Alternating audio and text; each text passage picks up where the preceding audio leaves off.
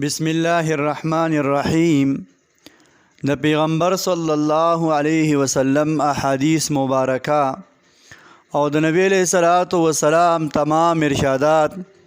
صحابه کرامو او د صحابه کرامو نه پس تابعینو تبع تابعینو پشت در پشت ډیر په احتیاط سره تمام امت محمدیه صلی الله علیه وسلم ته ور رسول دي او صحابه کرامو او اکابر مشرانو تابعینو تبع تابعینو دی په دې کې ډېر زیات د احتیاط نه کار اخیستی دی. لکه مونږ او تاسو د صحابو جن وګورو، صحابه چې نبی علیہ الصلوۃ والسلام ته مخامخ ناستو او په خپل د پیغمبر علیہ الصلوۃ والسلام نه احادیث مبارکه اوریدلی دي. سره د هغې حضرت عثمان رضی الله تعالی عنہ فرمایي چې پیغمبر علیہ الصلوۃ والسلام حدیث بیانی نو انتهایی یره یې ورسره خوف پې طاری وي، هسې نه چې زه د پیغمبر علیہ الصلوۃ والسلام په الفاظو باندې او د نبی علیہ الصلوۃ والسلام په خبرو باندې یو خبره سیوا کم یا یو خبره کمه کم. حضرت عمر رضی الله تعالی عنہ نه یو کس تپوس وکړو، حضرت د پیغمبر علیہ الصلوۃ والسلام حدیث راته بیان کې، هغه وی زه یریږم ما سره یره ده، هسې نه چې نبی علیہ السلام یو خبره یو شان کړي وي او زه بل شان وکم، چېرته یو لفظ ورسره سیوا نه کم یو لفظ ترې نه کم نه کم، ځکه چې ما د پیغمبر علیہ الصلوۃ والسلام نه اورېدلي دي چې څوک په حضور علیہ الصلوۃ والسلام باندې دروغ وي، د یو دروغ حدیث او د یو دروغ خبر نسبت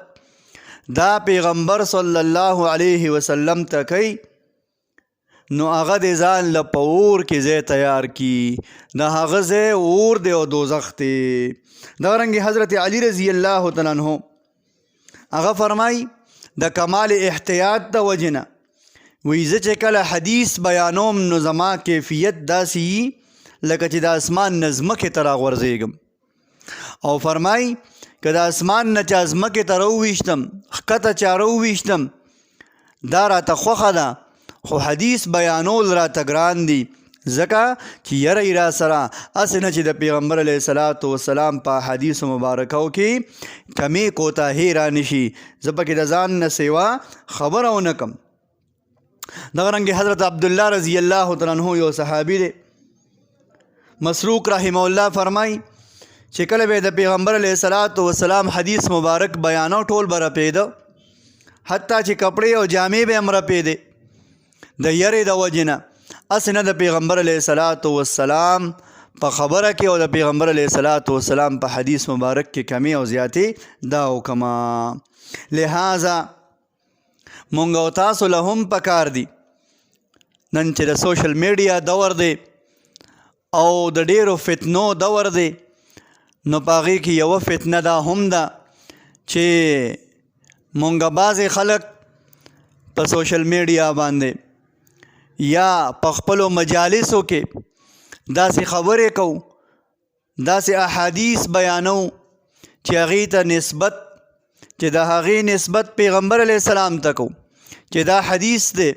حالانکه چې تحقیق ته خبره ورسي نو هغه حدیث نه وي، هغه د پیغمبر علیہ الصلوۃ والسلام مبارک خبره نه وي. لہذا د داسې احادیث مبارکونه او د داسې خبرونه د داسې منګړت روایاتو نه ځان ساتل پکار دي. لکه اکثر مونږ ګورو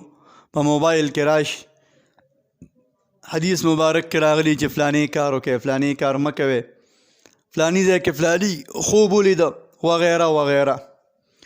لہذا څنګه چې صحابه او څنګه چې زمونږ اکابرو تابعینو تبع تابعینو کمال احتیاط کړی دی په دې کې، مونږ او تاسو لم پکار دا دي چې مونږ د حدیث په بیانولو کې د پیغمبر علیہ الصلوۃ والسلام باندې چرته دروغ نه وایو، د دغه دروغو نه ځان بچ کو، اجتناب وکړو،